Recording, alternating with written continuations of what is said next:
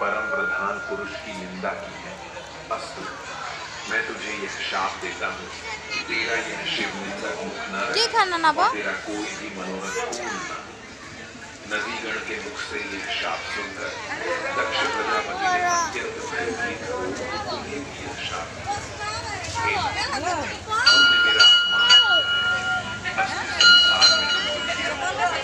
तुम्हारा स्वरूप प्रिय के विरुद्ध आचरण करने के कारण तुम्हारी बुद्धि नष्ट हो गई और तुम